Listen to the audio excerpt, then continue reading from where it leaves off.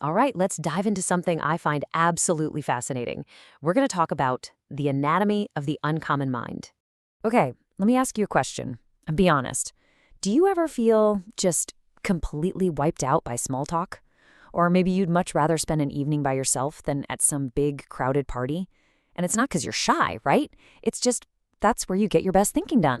Yeah, if that sounds like you, then I'm guessing you've heard all the labels before. Antisocial, weird. You might have even thought to yourself, man, am I broken? But hold on, let's flip this around. What if those aren't labels? What if they're actually clues? Clues that your mind is something else entirely, something rare, complex, and yeah, maybe even intelligent.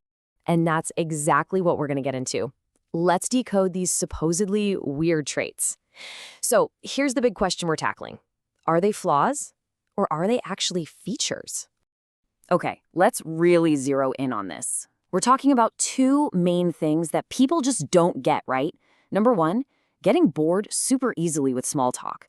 And number two, actually choosing to be alone instead of going to big social events. These two, right here, they're the key to unlocking this whole thing.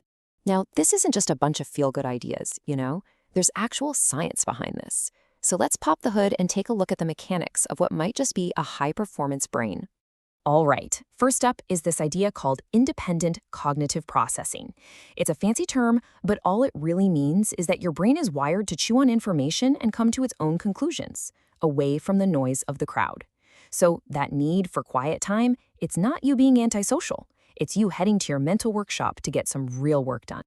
Next, we've got something called associative integration. And this explains why small talk can feel like absolute torture. See, your brain is like a master connector. It loves taking totally different ideas and weaving them together into something new and complex. It's constantly building these amazing mental bridges.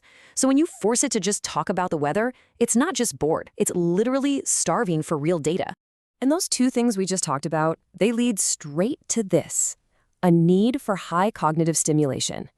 The best way to think about it is like your mind is a Ferrari engine. You can't put cheap, regular gas in it and expect it to run well, right? It needs that premium, high-octane fuel. For your brain, that fuel is new, complex, meaningful information. Anything less, and the engine just sputters out.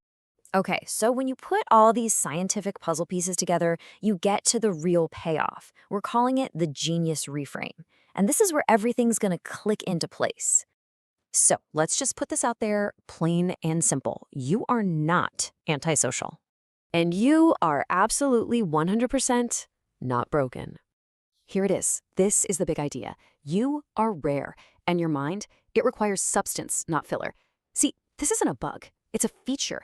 It's the way you were designed, with this built-in need for quality over quantity in, well, pretty much everything. So the big question is, what now? What do you do with this information? Well, it's time to stop fighting it and start embracing this uncommon mind of yours. It's time to turn these things into your strengths. All right, let's recap the key takeaways here so they really stick. That need to be alone, that's not being antisocial. That's your brain demanding time for deep processing. Getting bored with small talk, that's not you being rude.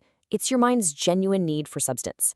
And the most important part, none of these are flaws. They're signs, markers of a highly active and really interesting mind. Which brings us right to the very end, and the last question I want to leave you with.